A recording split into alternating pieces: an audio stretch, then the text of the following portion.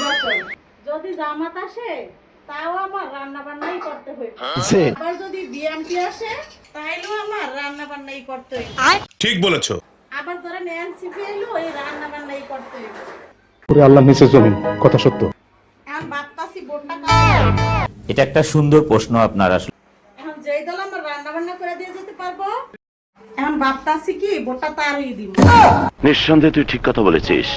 এই নির্বাচন তো ভোট তো দিবই, তো দুষ্টমি করে কিছু কথা বললাম। সম্মানিত দর্শক, আসসালামু আলাইকুম। আমি ফাতেমা বলছি নারায়ণগঞ্জ থেকে। সবাইকে ওয়েলকাম জানিয়ে শুরু করছি নতুন দিনে নতুন আরেকটি লাইফস্টাইল ব্লগিং ভিডিও। আশা করছি সম্পূর্ণ ভিডিওটি আপনারা শেষ পর্যন্ত দেখবেন। ইনশাআল্লাহ আপনাদের কাছে শেষ পর্যন্ত দেখলে ভালো লাগবে। ভালো লাগলে ভিডিওটিকে আপনারা শেয়ার করতে পারেন এবং আপনাদের মূল্যবান মন্তব্য কমেন্টের মাধ্যমে জানাতে পারেন।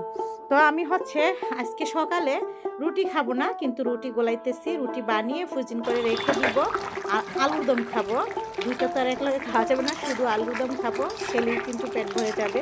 আর শুরুতে তো চা বিস্কিট খেয়ে নিয়েছিলাম। তারপর সকালে নাস্তা বানানোর জন্য আসলাম পাখির রুমে। তো আমি আলুর দম করতেছি আর রুটি ভেজে সাইফুলকে দিব।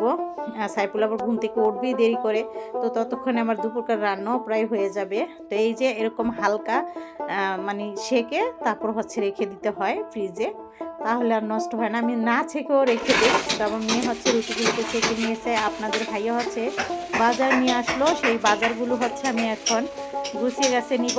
এই যে মুরগি কিনে পাঠাইছে অনেকগুলো, আর সবজি কাটতে লাগছিলাম। আনারস কেটে দিয়েছিলাম। সকাল সকাল আনারস খাওয়া কিন্তু খালি পেটে অনেক ভালো। তো এই তো এখন আমি কেটে কুটে রেডি করে নিয়েছি। এই যে আস্ত একটা রেখেছি গ্রিল করব, আর বুকের মাংসগুলোকে রেখে দিয়েছি রেসিপি করার জন্য।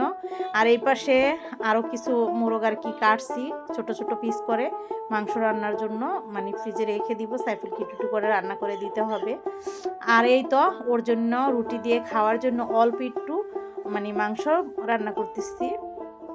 আমরা রান্না করব মাছ, তারপর অন্য আইটেম করব। তো এই যে সাইফুলকে এখন দিয়ে দিচ্ছে।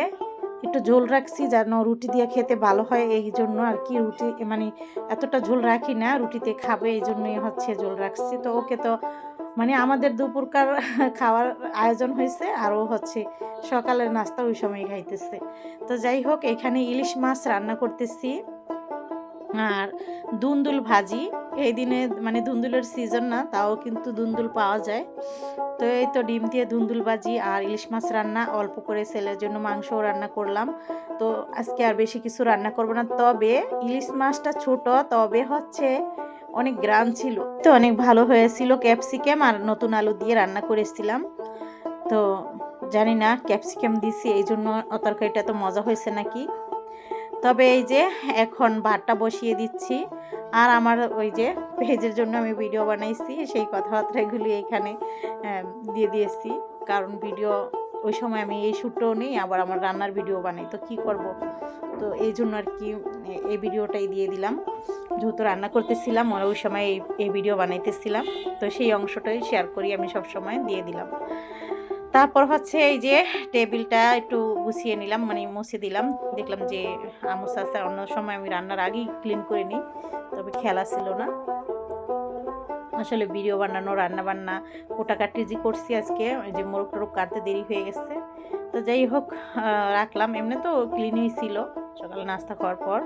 তারপর হালকা করে একটু মোছা দিয়ে দিলাম। সাইফুল একটু আগে নাস্তা খাইছে। রান্না বান্না শেষ করে খাওয়া দাওয়া করেছি, সেই ভিডিও আর শেয়ার করিনি।